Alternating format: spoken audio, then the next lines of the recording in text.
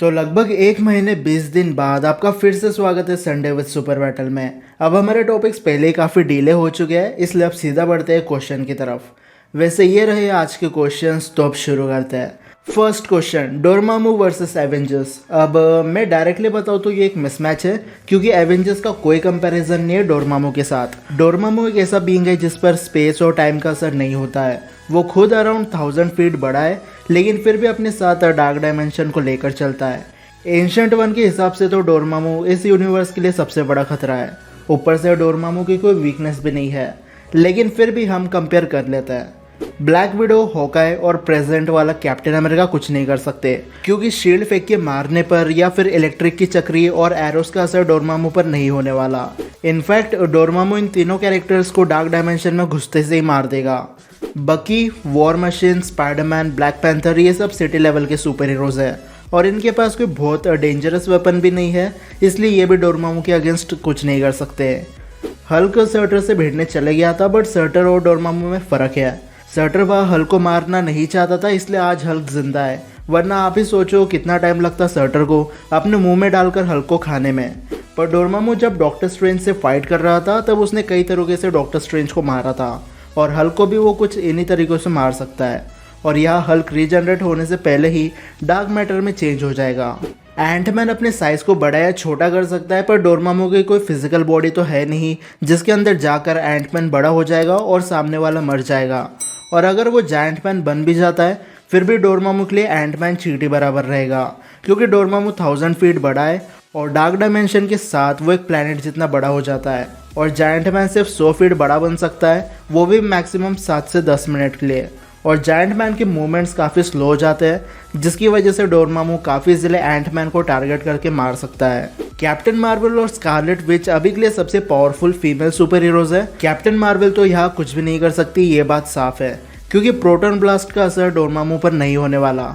और energy blast के अलावा कैप्टन मार्वल के पास और कुछ नहीं है। लेकिन वंडा अब नियरली डॉक्टर स्ट्रेंज जितनी पावरफुल है, बट वंडा की बॉडी एक इंसान की है और वंडा के डिफेंसेस अच्छे नहीं है, इसलिए फिजिकल बैटल में तो वो कुछ नहीं कर सकती। पर अगर स्कारलेट विच हेक्स बना लेती है तब भी डोरमामू पर वो काम नहीं करने वाला, क्योंकि हेक्स मैजिक यूजर की जो पावर होती है उन्हें ब्लॉक कर देता है। पर डोरमामू एक रियलिटी मैनिपुलेटर है, इसलिए स्कारलेट विच यह हार जाएगी। थॉर अब काफ़ी पावरफुल बन चुका है, बट फिर भी वो डोरमामू के सामने नहीं टिकने वाला, क्योंकि स्टॉर्म ब्रेकर काफ़ी नहीं है और इस प्लेनेट साइज जायंट पर थॉर के लाइटनिंग का भी कोई असर नहीं होने वाला। और अगर थॉर उसे कहीं पर टेलीपोर्ट कर देता है तब भी डोरमामू को वापस आने में टाइम नहीं लगने वाला, इसलिए थॉर भी आउट है। सिर्फ विजन एक ऐसा बीइंग है जो डोरमामू के खिलाफ सबसे लंबी फाइट कर सकता है। हालांकि विजन के भी जीतने के चांसेस 0 है, बट अपनी फेजिंग एबिलिटी की वजह से विजन एक हद तक डोरमामू के अटैक्स को काउंटर कर सकता है। Second question, ego versus Odin. अब ओडिन ऑल फादर है और ईगो एक सेलेस्टियल है, लेकिन साथ में एक डैशिंग सुपर हीरो के पिता भी है जिनका नाम है स्टार लॉर्ड। अब ईगो सेलेस्टियल तो है, बट पावर लेवल में ये कहीं पर भी उस लाल पेंट वाले सेलेस्टियल के बराबर नहीं है जिसे हमने इटरनल्स में देखा था। और प्लैनेट ईगो की फीट्स भी ना के बराबर है।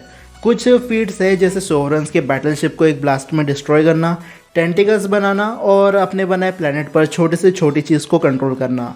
जबकि MCU वर्जन में ओडिन के पास भी कुछ खास फीट्स नहीं है, पर ओडिन ने ऑन स्क्रीन फ्रोस्ट जायंट को बीट किया है। फिर एसगार्ड में ऐसा कहा जाता है कि ओडिन ने सर्टर को 500,000 ईयर्स पहले मार दिया था, वो भी तब जब सर्टर के पास इटर्नल फ्लेम थी। और हम देख चुके हैं कि इटर्नल फ्लेम जब सर्टर के पास होती है तब उसका कोई कुछ नहीं उखाड़ सकता, यहाँ तक कि हल्क और हेला भी नहीं। लेकिन ओडिन ने तब उसे बीट किया था। और ओडिन के पास डार्क मैजिक है, जिसकी मदद से उसने थॉर को अर्थ पर भेजा था, जबकि उस समय बायफ्रोस्ट टूट चुका था। और ओडिन ने एक बार मैटर को भी मैनिपुलेट कर दिया था फ्रीगा के अंतिम संस्कार के टाइम पर। तो अब बात करते हैं कि फाइट होने पर विनर कौन बनेगा। तो ओडिन के पास बैटल एक्सपीरियंस बहुत है, इसलिए ईगो पर जब वो अटैक करेगा और ईगो नहीं मरेगा तब ओडिन समझ जाएगा कि ये बस उसका एक अवतार है, और प्लैनेट की मूवमेंट्स देखकर ओडिन प्लैनेट के कोर तक जाएगा ही। क्योंकि ओडिन ऑल फादर के साथ गॉड ऑफ नॉलेज भी है, तो वो कैसे भी करके ईगो की वीकनेस ढूंढ सकता है। और ब्लैक मैजिक से टेलीपोर्ट होकर थॉर के पापा जी कोर को अपने ओडिन फोर्स से डिस्ट्रॉय कर सकता है। और वैसे देखा जाए तो ईगो को डिस्ट्रॉय करने के लिए ओडिन को एसगार्ड से बाहर आने की जरूरत ही नहीं है। बायफ्रोस्ट कुछ देर के लिए खुला छोड़ दिया ईगो प्लेनेट पर तो वो वैसे ही डिस्ट्रॉय हो जाएगा, जबकि ईगो के पास ऐसी कोई पावर्स या फीट्स नहीं है जिसके दम पर हम ये बोल सकते हैं कि ईगो ओडिन को बीट कर सकता है। सोवरेंस के ड्रोन्स डिस्ट्रॉय करना कोई बहुत बड़ी फीट नहीं है, इसलिए ओडिन इस बैटल का विनर बन जाता है। Next question, incredible Hulk versus Thor. अब 2012 में हल्क ने पहली बार थॉर से लड़ाई की थी। यहाँ पर हल्क फुल तोड़ फोड़ के मूड में था, जबकि थॉर लड़ाई नहीं करना चाहता था, वो बस हल्क को रोकने की कोशिश कर रहा था। लेकिन तब इनकी मैच टाई हो गई थी। सेकेंड टाइम प्लेनेट सगार पर दोनों वापस लड़ने लगे। इस बार थॉर भी अवेकन हो चुका था, पर इससे पहले कि थॉर कुछ कर पाता बुढ़ाऊ ग्रैंड मास्टर ने थॉर को न्यूट्रलाइज कर दिया, जिसकी वजह से हल्क विनर बन गया। बट यहाँ पर बिना म्यूनर के ही थॉर ने हल्क को ओवरपावर्ड कर दिया था। अब अगर हल्क थॉर के इन्फिनिटी वॉर से पहले वर्जन से फाइट करता है तो हल्क 10 में से 8 बार जीत जाएगा, क्योंकि ये वाला थॉर अभी लर्निंग फेज में है और इसे अपने आप को पावर अप करने में टाइम लगता है। जबकि इनक्रेडिबल हल्क काफी ज्यादा एग्रेसिव है, वो इस थॉर को आराम से बीट कर देगा। ये बात अलग है कि अगर थॉर हल्क पर अपना म्यूनर रख दे तो वो कुछ नहीं कर पाएगा, बट इन्फिनिटी वॉर या एंड गेम वाला थॉर हो तो यह हल्क के हारने के चांसेस बढ़ जाते हैं, क्योंकि अब थॉर सिर्फ कुछ सेकंड्स में पावर अप हो जाता है। ऊपर से अब उसके पास स्टॉर्म ब्रेकर है, तो थॉर बड़ी आसानी से हल्क के स्किन को काट सकता है। साथ में फाइट के दौरान थॉर हल्क के ऊपर कंटिन्यू लाइटनिंग स्ट्राइक भी कर सकता है। तो अगर हम कंक्लूजन पर आए तो प्री रैग्नारोक वाले थॉर को हल्क बीट कर देगा, बट ये हल्क के लिए इजी काम नहीं होने वाला। और अगर स्टॉर्म ब्रेकर वाले वर्जन से फाइट होती है तो थॉर विनर बन जाएगा। Next question, Scarlet Witch versus Thor की मम्मी जी फ्रीगा। अब इस बैटल की विनर स्कारलेट विच बन जाती है, क्योंकि उसके फीट्स बहुत ज़्यादा अच्छे फ्रीगा के कंपैरिजन में। एमसीयू में फ्रीगा ने बस मेलिकेथ से फाइट की है, जिसमें मेलिकेथ हार गया था, पर फ्रीगा की वो आखिरी फाइट थी। और हमने फ्रीगा की इल्यूजन देख रखे हैं, बट सिर्फ इल्यूजन से यह साबित नहीं होता है कि फ्रीगा कितनी पावरफुल है। अब मुझे पता है कि फ्रीगा पावरफुल है और अपने इंटेलिजेंस का यूज़ करके वो स्कारलेट विच को बीट भी कर सकती है, बट फीट्स ना होने की वजह से मैं अभी ये बात को प्रूफ नहीं कर सकता, इसलिए स्कारलेट विच विनर बन जाती है। नेक्स्ट क्वेश्चन, वंडा का एक्स विजन वर्सेस थॉर। अब इन दोनों के बैक स्टोरी के बारे में लगभग सबको पता है, इसलिए अब देख लेते हैं इनके पास इस बैटल में क्या एडवांटेजेस है। तो विजन के प्लस पॉइंट्स हैं उसका माइंड स्टोन, फेजिंग एबिलिटी और सुपर स्ट्रेंथ।